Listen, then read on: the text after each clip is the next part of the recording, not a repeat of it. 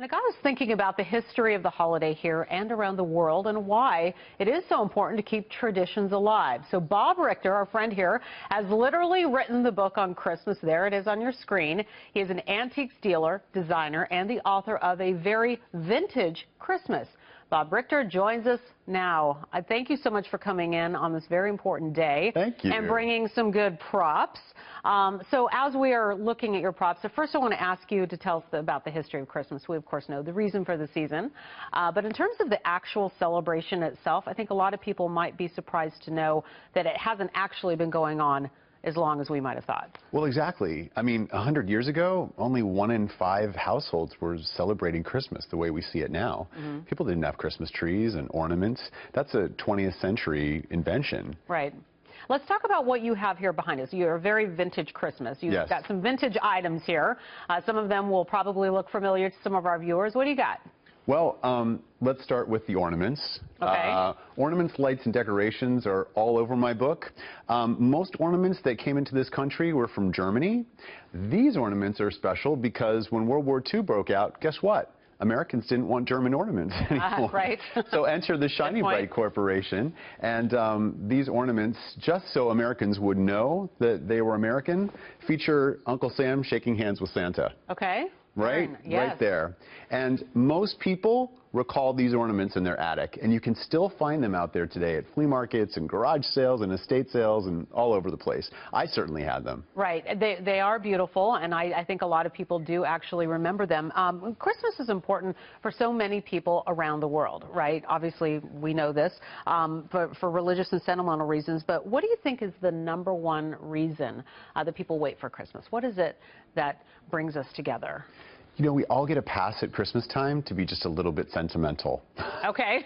Right? Right. And these objects open up a floodgate of memories. They're emotional, and I really think they're conduits for connectivity. It connects us, and it adds continuity to our lives. Oh, remember this Christmas when we did this? Right. Or when we unpacked the ornaments? It's like visiting old friends. It is. And it really is, because, oh my gosh, my Aunt Peggy gave me that. Or, remember this was on our first Christmas tree. Oh wow, this is an old one. This one belonged to Grandma. Just had that conversation yesterday in my house with my mother bringing an ornament that was on our aunt and uncle's tree, and it did bring back a lot of memories. But a lot of people aren't so fortunate to have the family memories, and they're alone this year, and we always hear that. So what can people who may not be so fortunate do to either have a tradition, start their own tradition, get involved with somebody else's? Well, the best way I know how to feel better any time of the year is to give of myself. And so I think if you're feeling low at Christmas time, it's a great time to volunteer, to give away something that means something to you, that has history. Lots of times people bemoan the fact that they didn't get their parents' ornaments. Right. Head out to a flea market or any number of antique shops, and they have old ornaments there. And you can buy one like your parents used to have.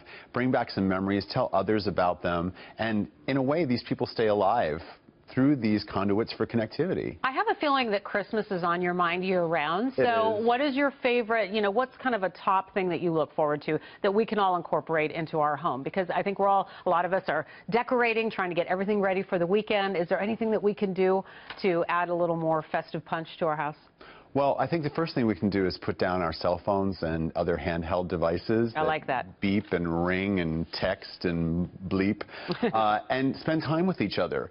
Do some old-fashioned visiting. Have people over to your home. Go visit them. I grew up in a neighborhood where, the neighbors would bring cookies and we would take cookies to them. Yesterday my doorbell rang and I just expected it was a neighbor who wanted something, and it was carolers. Carolers in this day and age. It made me so happy. I say sing Christmas carols, visit with people, spend time. Now's the time when, everything else can wait until next year. You're right on that. Be with your family. Be with your friends. I think a lot of people will resonate with that message. Thank you so much for sharing it with us today. My pleasure. And we want to thank Bob Richter. And obviously, you want to pick up his book, A Very Vintage Christmas. That's right. Makes a lot of sense right about now. And decorate your home. Thanks for the tips. Thanks, Laura.